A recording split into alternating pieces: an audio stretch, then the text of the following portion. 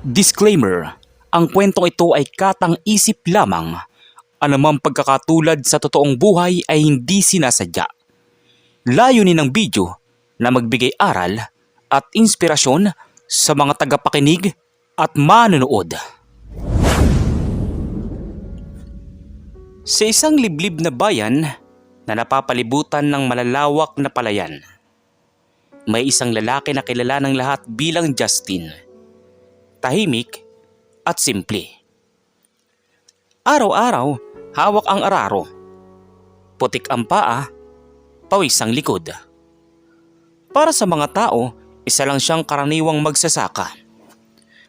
Para sa kanya, sapat na ang lupa, araw at sipag. Pero may isang bagay na hindi alam ng kahit sino sa baryo. May isang lihim, si Justin.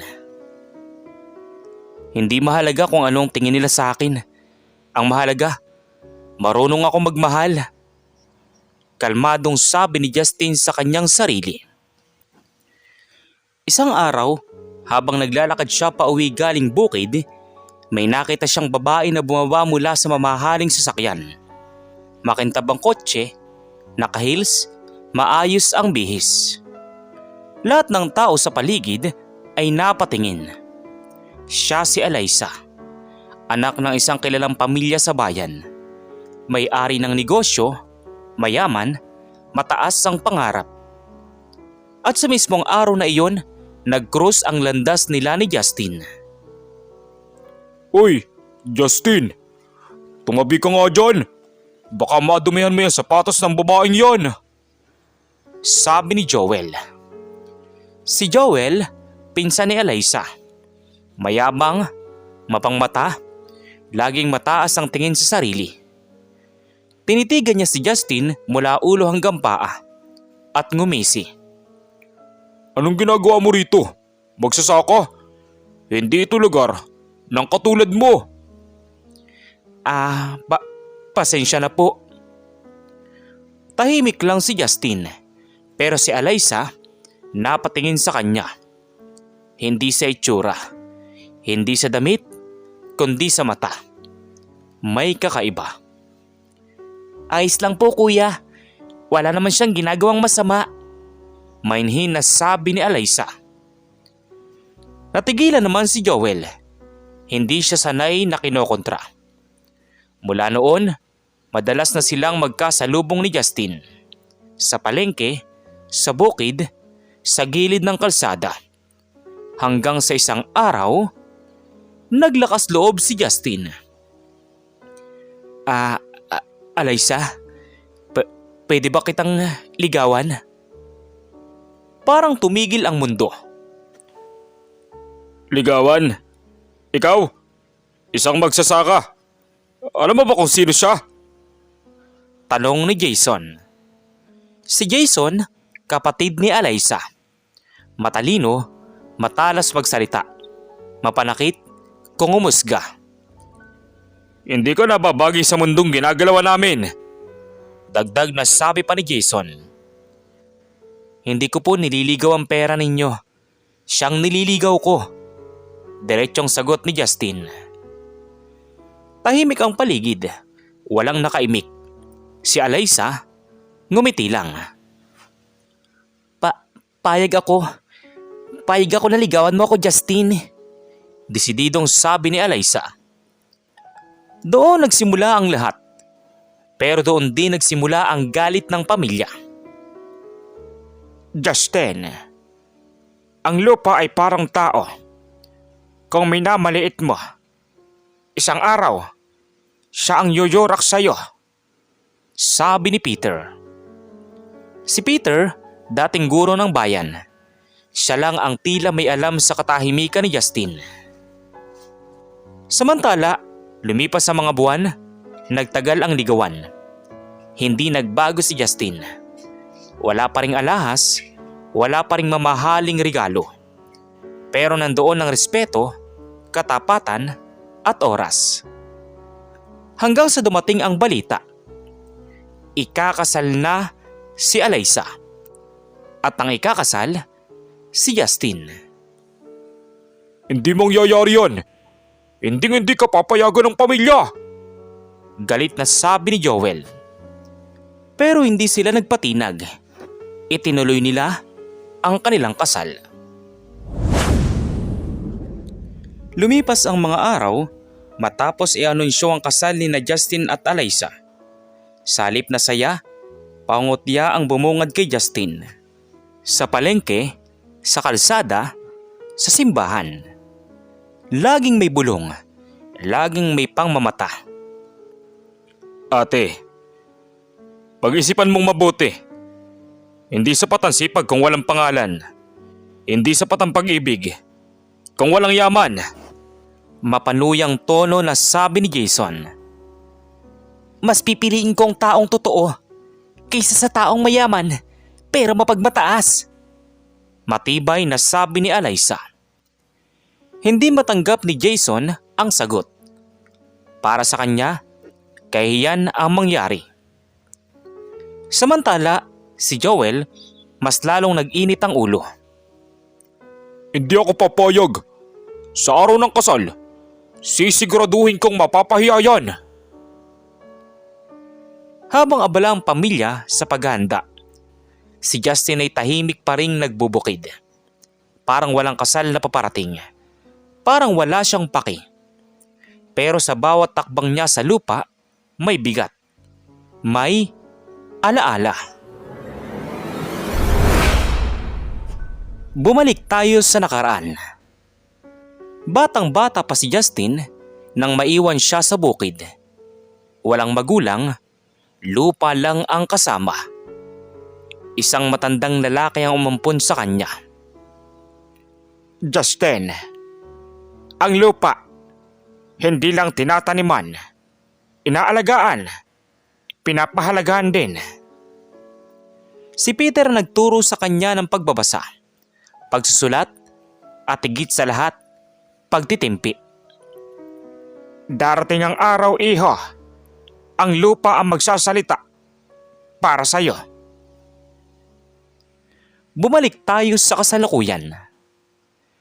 Habang nagbubungkal si Justin, may dumating na lalaki sakay ng itim na sasakyan.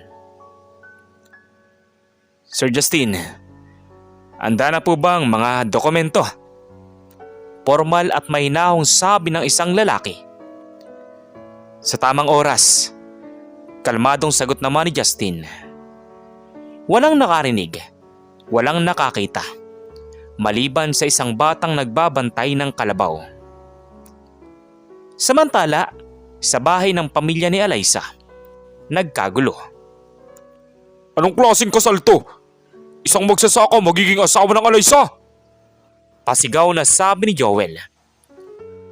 Kung hindi natin mapipigilan ang kasal, sisiguraduhin nating hindi niya makakalimutan ang araw na yon. Sabi naman ni Jason. May plano sila, masama at malinaw. Gagawin nila ito sa harap ng lahat. Dumating ang araw ng kasal. Punong-puno ang simbahan. May mga negosyante, politiko, mayayaman. At doon sa gilid, si Justin. Tahimik, simple, parang hindi bagay sa lugar. Yan ba yun? Wala man lang suot na rilo. Siguradong pera lang ang habol niyang lalaking yan. Pabulong na sabi ng isang bisita. Naririnig ni Justin ang lahat, pero hindi siya umiimik. Sa halip, tumingin siya sa altar, kung saan nakatayo si Alyssa. Para sa'yo. Para sa'yo to, Alyssa. Mahina pero buong sabi ni Justin sa kanyang sarili. Ilang sandali pa'y nagsimula na ang seremonya. Pero bago pa matapos, tumayo si Joel. Sandali lang. Bago natin ituloy ito, gusto lang naming malaman ang lahat. Mapanlait na sabi ni Joel. Huminga ng malalim si Justin. Alam niyang, eto na. Alam niyo ba kung sino talagang lalaking yan? Yan ay isang hamak na magsasaka lang. May mga tumawa, may napailing, may naawa. Wala siyang negosyo. Wala siyang pangalan. Wala siyang pera. Dugtong pa ni Jason. Nakayuko si Justin. Tahimik, parang natalo. Tama na. Huwag niyo sirain ang kasal namin. Nanginginig na sabi ni Alyssa. Hindi nila napansin, sa likod ng simbahan, may paparating na convoy ng mga sasakyan. At sa loob ng bulsa ni Justin, may dokumentong kayang baguhin ang kapalaran ng buong bayan. Tahimik ang loob ng simbahan. Walang umiimik. Lahat ng mata nakatutok kay Justin. Isang magsasaka, mag-isa. Nakatayo sa gitna ng mga taong nakabihis ng mamahalin. Huwag na tayong maglukuhan. Itong kasal na to, isa itong malaking kahihiyan. Tinuro ni Joel si Justin. Tingnan niyo siya. Walang relo. Walang sapatos na mamahalin. Ito ba ang lalaking karapat-dapat sa isang tulad ni Alyssa? Grabe, parang pulubi. Sigurado ba to? Sayang ang babae.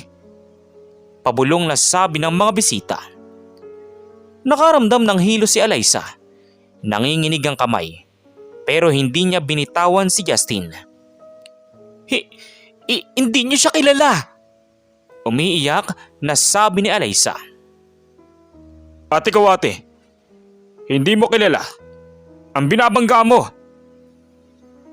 Lumapit si Jason sa harapan. Dala ang mikropono. Parang guro sa klase. Parang hukom sa korte. Ang lalaking ito, walang malinaw na pinanggalingan. Walang titulo. Walang record ng negosyo. Walang ambag sa mundong ginagalawan natin. Dahil doon ay tumawa ang ilan. Tumango ang iba. Si Justin, tahimik pa rin. Tapos na po ba kayo? Mahina pero matibay na sabi ni Justin. Napalingon ang lahat. Hindi pa. Dahil hindi pa namin nasasabi ang totoo. May inabot na papel si Joel sa isang bisita. Ito ang tax record niya. 1 taon. 2 taong walang diniklarang kita. Oo nga, wala pala talaga. Baka umaasa lang sa babae. Sabay-sabay na bulungan ng mga bisita. Ramdam ni Justin ang bigat. Hindi dahil sa kahihiyan, kundi dahil sa oras. Hindi pa ito ang tamang sandali. Dahil doon, ay naalala ni Justin ang usapan nila ni Peter. Gabi noon, mag-isa si Justin sa gitna ng malawak na lupain. Kapag dumating ang araw ng kahihiyan mo, huwag kang magsalita agad. Hayaan mong ang katotohanan ang umingay. Habang inaalala ni Justin ang kanilang usapan ni Peter, biglang lumapit sa kanya ang pari na naging dahilan ng pagkagising niya sa alaala. Kung may hindi pagkakaunawaan, pwede po nating ipagpaliban, sabi ng pari. Hindi. Gusto naming matapos to. Mabilis na sagot ni Joel. Sa labas ng simbahan, huminto ang mahabang hanay ng itim na sasakyan. Isa-isa silang bumukas. Pero walang pumapansin. Abala ang lahat sa pangusga. Justin, kung gusto mong tumigil. Umiiyak na sabi ni Alyssa. Hindi, Alyssa. Itutuloy natin ang kasal. Kalmadong sabi ni Justin. Tumingin siya sa paligid, sa mga taong mapanlait, sa mga bibig na handang manginsulto. Kung kailangan kong dumaan dito para mapatunayan ang sarili ko, gagawin ko. Malinaw na sabi ni Justin. Hindi mo naiintindihan. Hindi ito pagsubok. Ito ang katapusan mo. Biglang may pumasok na lalaki sa simbahan. Nakasuot ng maayos. May hawak na folder. Sir Justin, Mahina pero formal na tawag ng lalaki kay Justin. Uy, hindi to opisina. Lumabas ka! Sabi ni Joel. Napatingin ng lalaki kay Justin. Tumango si Justin. Bagya. Sandali lang. Mahinang sabi ni Justin. Hindi pa rin gumalaw ang lalaki. Parang naghihintay. Joel, minsan, ang inaakala mong lupa, isang araw, magiging bubong mo. Sabi ng matandang guro mula sa likod. Napalingon ang lahat sa kanya. Matanda ka na! Manahimik ka! Naiiritang sigaw ni Joel. Huminga ng malalim si Justin. Tumingin siya sa lalaki na may hawak ng folder. Hindi pa. Hindi nila alam sa loob ng folder na iyon ay ang mga dokumentong kayang magpabagsak ng buong pamilya. At sa susunod na kabanata, ang magsasaka, ang magsasalita. Tahimik ang buong simbahan. Hindi dahil sa respeto, kundi dahil sa kaba. Nakatayo si Justin sa harap ng lahat. Basag ang dangal, durog ang pagkatao. Ganito nila gustong matapos ang kasal. Ano ngayon? Tahimik ka na? Wala ka nang masasabi? Hindi pa rin umimik si Joel. Salip, dahan-dahan siyang tumingin sa likod ng simbahan. Pwede na. Ito na ang tamang oras. Sabi ni Justin. Maya-maya biglang bumukas ang malalaking pinto ng simbahan. 1, 2, 3. Sunod-sunod na pumasok ang mga lalaking naka-Amerikana, may bitbit na mga folder, may suot na ID. Dahil doon ay tumahimik ang lahat. Sino sila? Abogado ba yan? Anong nangyayari? Nagtatakang tanong ng mga bisita. Nangunang isang lalaki. Matangkad, maayos ang tindig. Lumapit siya kay Justin at yumuko. Magandang araw po, Chairman Justin Rivera. Formal at malinaw na sabi ng isang lalaki. Parang tinamaan ng kulog ang buong simbahan. Ano? Anong sinabi mo? Tanong ni Joel. Si Sir Justin po ang may-ari ng Rivera Land Holdings. Walang paligoy-ligoy na sabi ng lalaki. Napaupo ang isang bisita. Napahawak sa dibdib ang isa. May napasigaw sa gulat. Hindi. Hindi yan totoo. Nanginginig ang boses na sabi naman ni Jason. Ayon sa tala, ang Rivera Land Holdings ang nagmamay-ari ng halos ng lahat ng lupang sakahan, commercial at residential sa bayan na ito. Matatag na sabi ng lalaki habang binubuksan ang mga dokumento. Isa-isang nilatag ang mga dokumento. Titulo ng lupa, kontrata, mga perma. At ang lahat ng lupang tinatayuan ng negosyo ng pamilya ni Eliza ay pag-aari ni Sir Justin. Sumabog ang reaksyon ng lahat. Ano? Imposible! Paano nangyari to? Tanong ng ilan. Hindi pwede! Namumutlang sabi ni Joel. Nilapitan ni Justin si Joel. Hindi galit, hindi mayabang, kundi tahimik lang. Joel, ilang taon kitang pinabayaan sa lupang yan. Mahinahong sabi ni Justin. Hindi dahil mahina ako, kundi dahil ayokong gamitin ang kapangyarihan ko laban sa tao. Dagdag pa niya. Dahil doon ay napaupo si Joel sa sahig. Kung ikaw ang may-ari, bakit ka namuhay bilang magsasaka? Tanong ni Jason.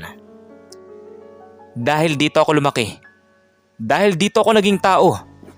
Sagot pa ni Justin. Ilang sandali pa, lumapit si Peter. Hawak ang tungkod. Minamaliit niyo ang lupa. Kaya minamaliit niyo ang taong nag-aararo nito. Humarap si Justin sa lahat. Hindi ako nagsalita kanina dahil gusto kong makita kung sino ang uhusga sa tao base sa anyo. At nakita ko. Tumingin siya kay Alyssa. Pero ikaw, Alyssa, pinili mo ako kahit wala kang alam. Dahil mahal kita, Justin. Umiiyak na sabi ni Alyssa. Bumaling si Justin sa pamilya. Ang kasal ay magpapatuloy. Pero simula ngayon, lahat ng lupang hawak ko sa bayang ito ay mananatiling lupa ng mga taong marunong rumespeto. Tumunog ang kampana ng simbahan. Tahimik, mabigat, makapangyarihan. Ipagpapatuloy po natin ang kasal, sabi ng pari.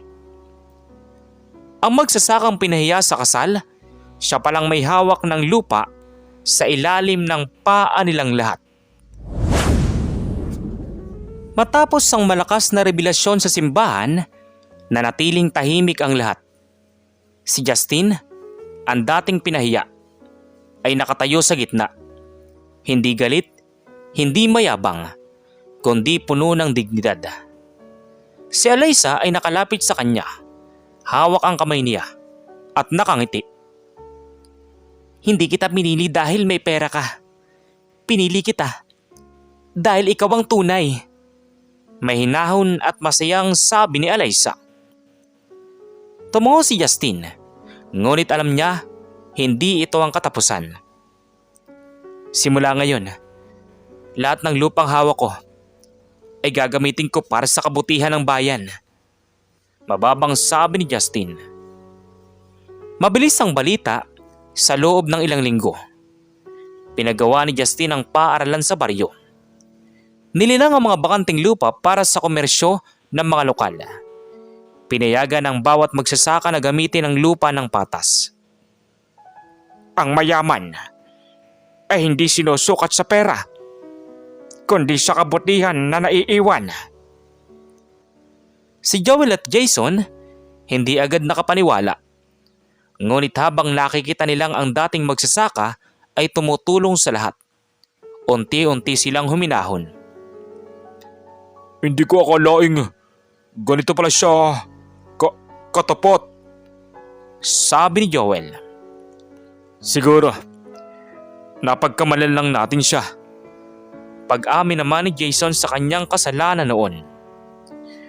Hindi na sila nakialam sa buhay ni Justin. Hindi dahil natakot, kundi dahil nakita nila ang lakas ng puso. Nagpatuloy ang kasal. Ngayon, walang umuhusga, walang pumupuna. Parehong magkasama, puno ng respeto at pagmamahal sa isa't isa.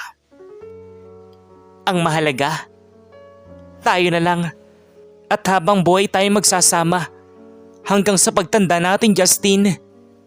Malambing na sabi ni Alyssa. Para sa ating bukirin at sa lupa na nag-aalaga sa akin, ikaw rin ang mamahalin ko habang buhay, Alyssa. Sa huling araw ng seremonya, naglakad si Justin sa bukid. Tumingin sa kalangitan, huminga ng malalim. Dito siya lumaki. Dito siya naging tao. Dito siya nanalo. Hindi dahil sa yaman, kundi dahil sa puso. Ang totoong kayamanan ay ang respeto at tiwala ng mga tao sa paligid mo. Huling sabi ng matanda. Samantala, matapos ang kasal nila, ang bayan nila ay nagbago. Magsasaka at mayaman, nagtulungan. Lahat ay may lugar. At si Justin, mula sa simpleng magsasaka, ay naging simbolo ng pagtitiis, tapang at hustisya. Ang lupang ito ay hindi lang para sa akin. Para ito sa lahat ng marunong humarap sa hamon at hindi sumusuko sa pangusga ng iba. Malinaw na sabi ni Justin sa lahat. Sa wakas, lahat ay maayos na. Masayang dugtong pa ni Alyssa. At sa gitna ng bukirin, ang dating pinahiya, ang dating minamaliit, ay nakangiti. Hawak ang kamay ng babae na mahal niya at pinamunuan ng lupang minahal niya mula pagkabata. Ang tunay na tagumpay, hindi nasusukat sa kung ano ang mayroon ka, kundi sa kung paano mo pinapahalaga ng tao at ang mundo sa paligid mo. Ang kwento ni Justin ay higit pa sa isang simpleng pag-ibig o paggiganti. Ito ay tungkol sa katotohanan, dignidad at respeto. Ipinapakita nito na hindi dapat husgahan ang tao base sa anyo, estado sa buhay o kung ano ang nakikita mo sa labas. Si Justin ay isang simpleng magsasaka, tahimik at ordinaryo sa mata ng iba. Ngunit sa likod ng kanyang payak na buhay ay may tapang, kabutihan at determinasyon na hindi matitinag. Isa sa pinakamahalagang aral ay ang pagpapahalaga sa kabutihan kaysa sa yaman.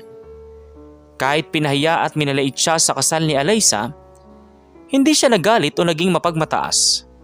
Sa halip, pinili niyang manahimik, magpakasipag at magpakita ng totoong halaga sa tamang oras. Ipinakita nito na ang tunay na kayamanan ay hindi nasusukat sa pera o titulo, kundi sa puso at pagkatao ng isang tao. Ang kwento rin ay nagtuturo ng kapangyarihan ng pasensya at tiyaga. Habang maraming taong humusga kay Justin, siya ay nagpatuloy sa kanyang simpleng buhay. Nag-araro, nagbubukid at nag-aaral ng tama. Hindi niya ginamit agad ang kanyang yaman laban sa iba. Sa halip, pinili niyang hintayin ang tamang pagkakataon upang maipakita ang kanyang lakas at karapatan. Dito, makikita natin na ang pasensya at tiyaga ay kadalasang nagbubunga ng mas malakas na tagumpay kaysa sa pagmamadali o galit. Isa pang aral ay ang kahalagahan ng respeto sa ibang tao at sa kapaligiran. Para kay Justin, ang lupa ay higit pa sa pinagkakakitaan. Ito ay bahagi ng kanyang pagkatao. Pinakita niya na ang respeto sa lupa at sa mga tao sa paligid mo ay nagbubunga ng tiwala at tunay na kapangyarihan.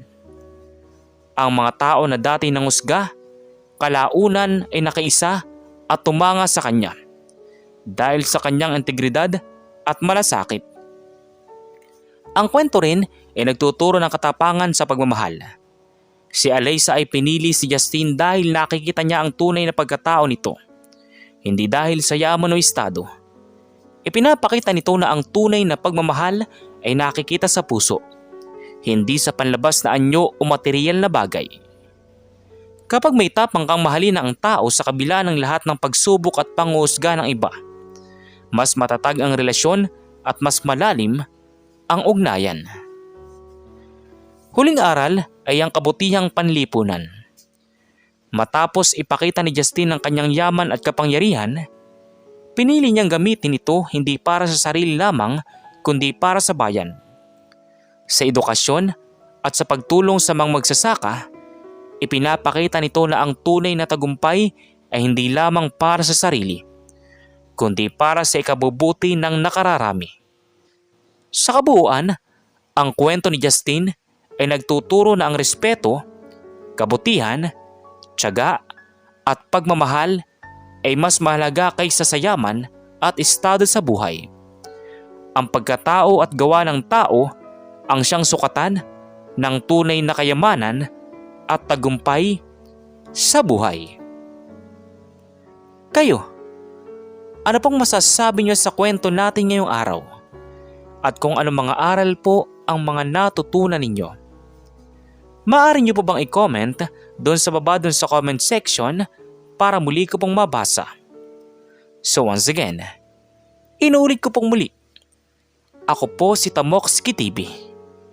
Kita-kita po tayong muli sa mga susunod pa nating maraming mga video. Thank you and God bless you all. Peace out.